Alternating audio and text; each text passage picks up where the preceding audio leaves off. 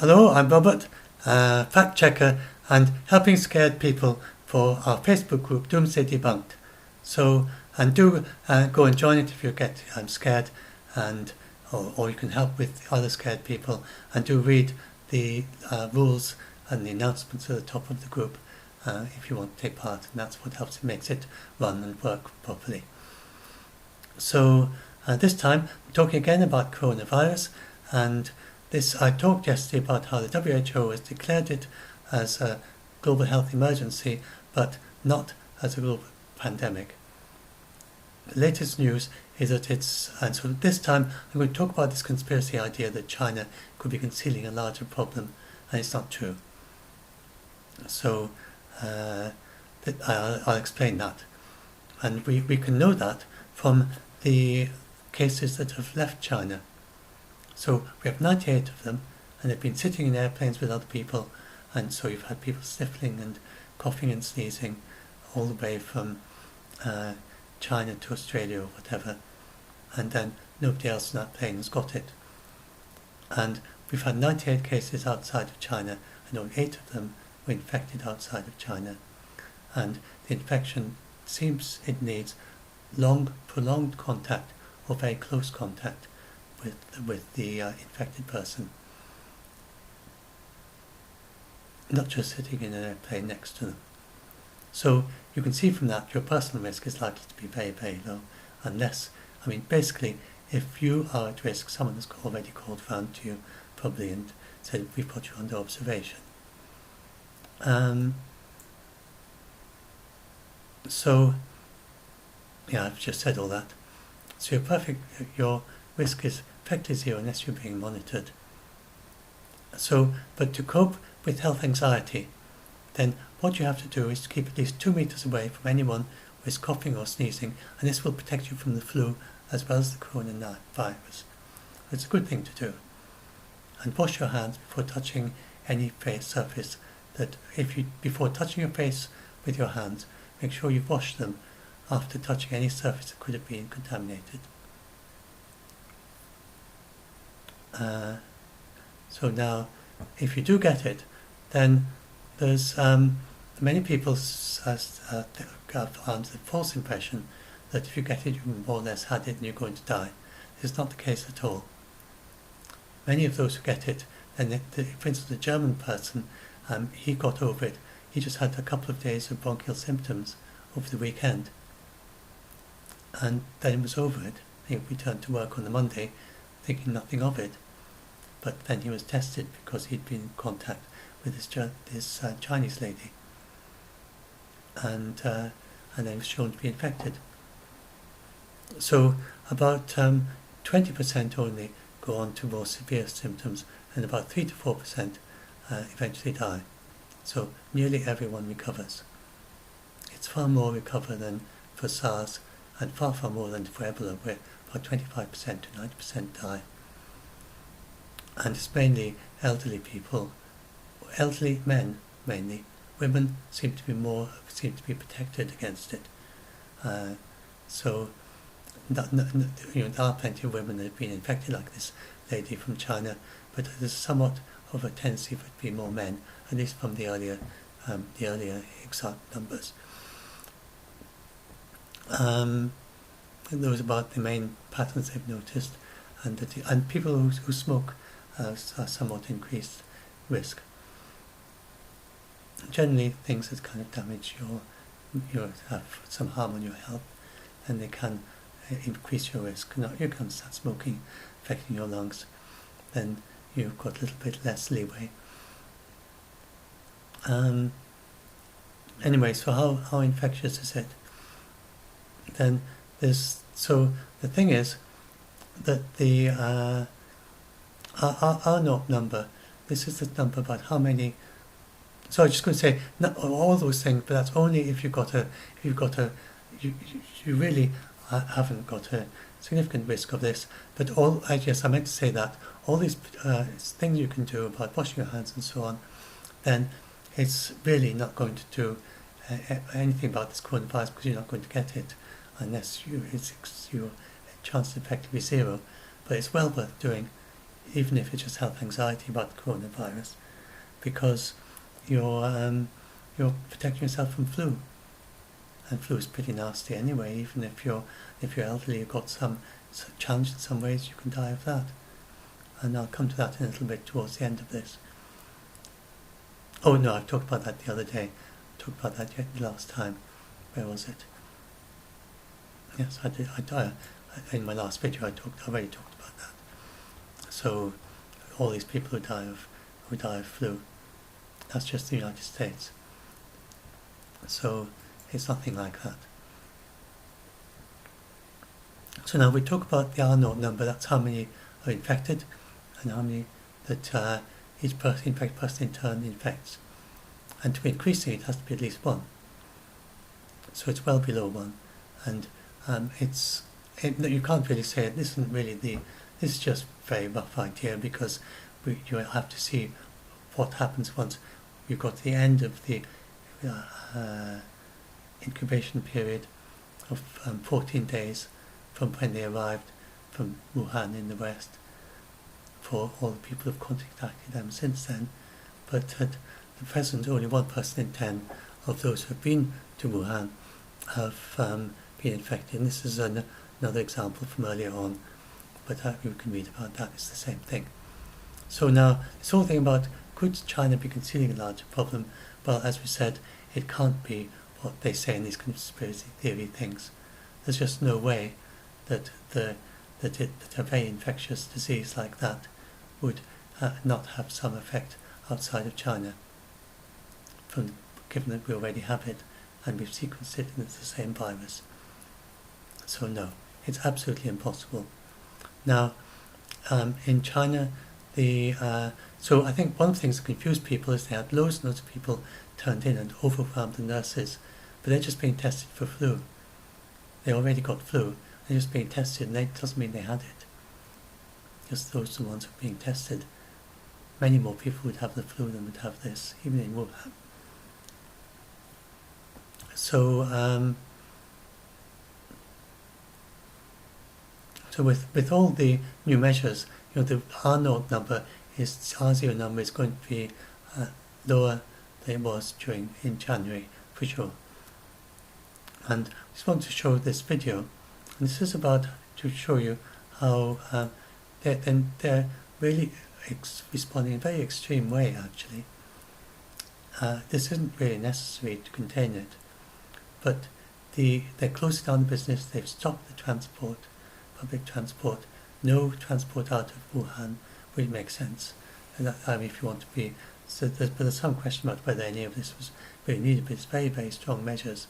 And this is not actually mandated. I think it's just the people themselves deciding that they don't want to go out and possibly contaminate anyone else, or get the disease themselves. So this is the videos of them all staying at home and not going out for the evening, and then they sing to each other and they shout to each other to keep up their spirits.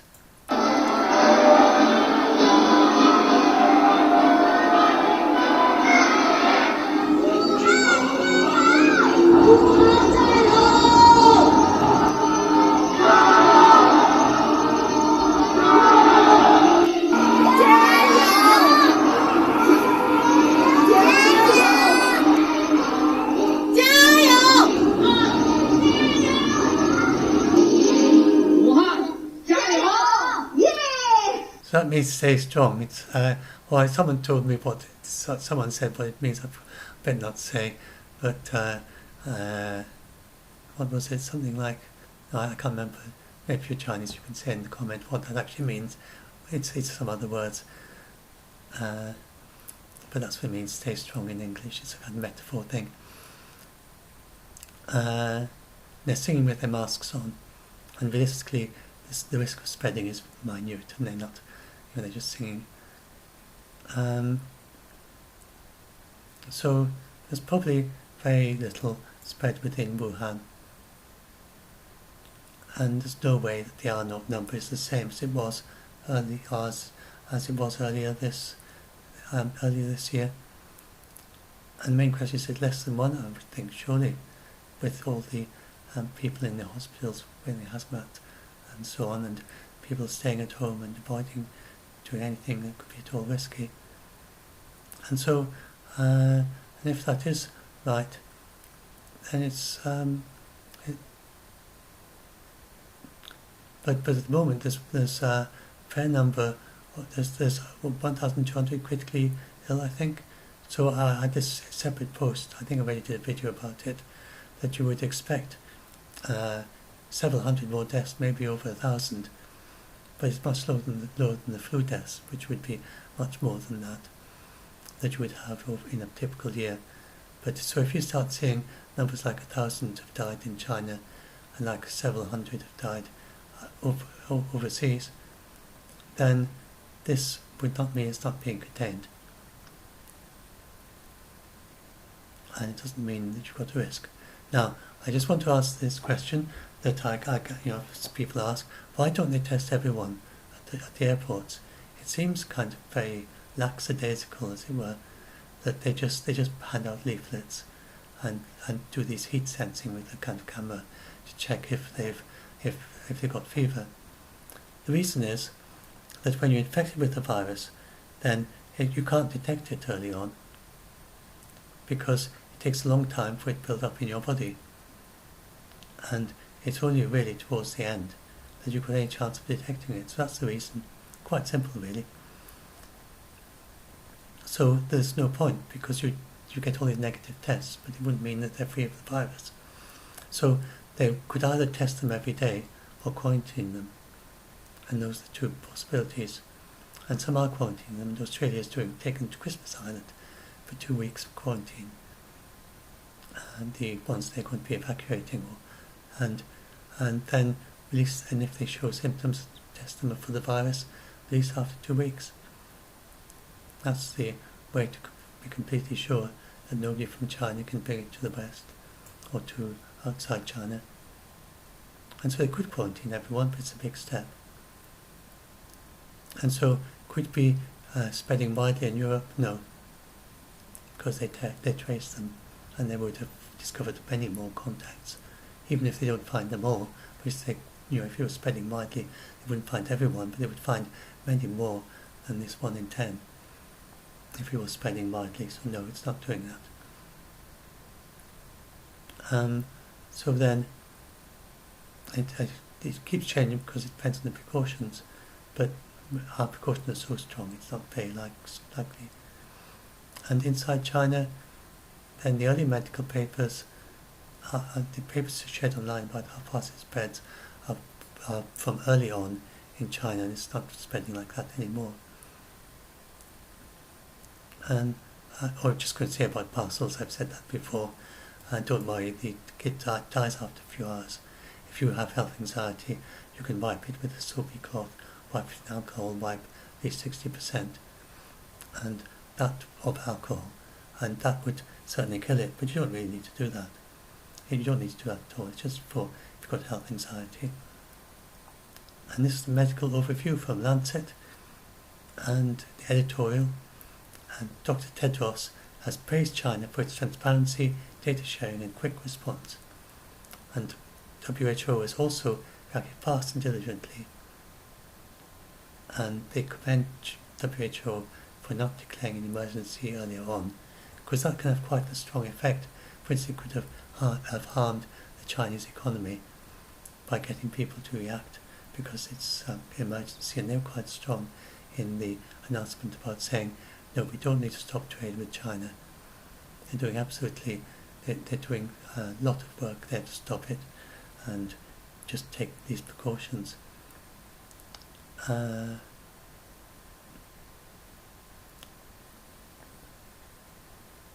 can read all that. So China's public health authorities are under enormous pressure to make difficult decisions to an incomplete and rapidly changing understanding of the epidemic. And the shutdowns may seem a drastic step. Whether they represent an effective control measure deserves careful investigation, and much will depend on maintaining trust between authorities and local population.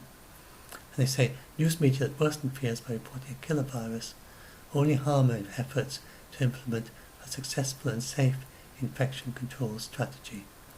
So the actual complete shutdown, then there's a say whether that's the most effective way to do it. But this is it's an interesting experiment, really. It seems very effective, but is it more effective than the other than what the WHO recommend normally? So they'll see. But it's hardly likely to be less effective, I would have thought. Anyway, so now just about the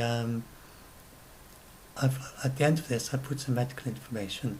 If any of you who are doctors or nurses and want to know about it, got all the links at the end here. This is about the incubation period, and this medical details diagnosis. And these are the risk factors. This is interest to everyone. Recent travel from Wuhan or close contact with someone who is suspected or known to have infection, and that the CDC defines close contacts between within 6 feet, 2 meters, or within a room or care area for a prolonged period and without personal protective equipment, or having direct contact with secretions of a person with the virus, or exposure to a health facility in a country where hospital-associated infections have been reported, and the person develops an unusual or unexpected clinical course without regard to where they are, and even if they expected something else. So these are the 5 reasons. These are the reasons why you would suspect someone as being this, and then immediately put the protocols in for the for this virus. And so anyway, there's the Elsevier resource page for clinicians, CDC resource page, the Lancet Hub, which has all the medical papers, WHO situation reports. I wonder if there's a new one yet. I read number 10. Yeah, no, 10, I'm still up to date. The new one comes out round about now. And it's a good site to keep up to date with the there's a dashboard that you can link to. It'll come up in a minute, which shows how many cases there are. So now 213 deaths. As I said, don't be worried about the number of deaths. That's likely to go up to, it might well go up to over 1,000 in the next 2 or 3 weeks. And might well even go to 3,000, wouldn't be too astonishing. And this 9,000 going up to 10,000, but they're following loads, tens of thousands of contacts that could possibly have it. And these are the ones abroad. Let's look at those. So that's China. These are the cases.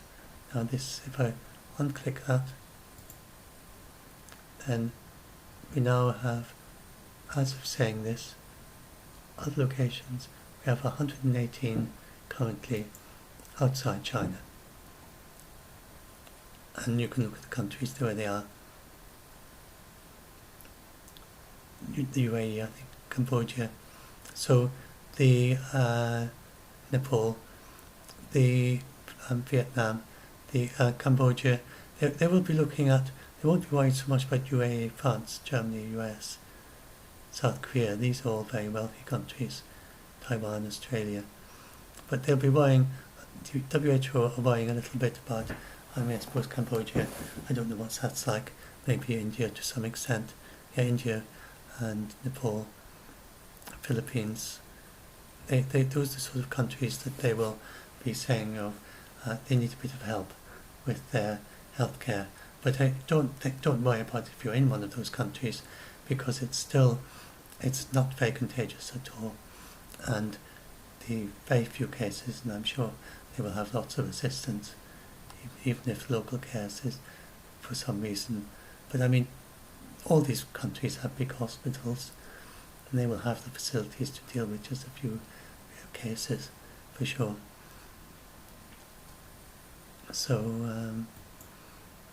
that's it. So 20 minutes. bring myself back to the screen, and I think I've done everything here.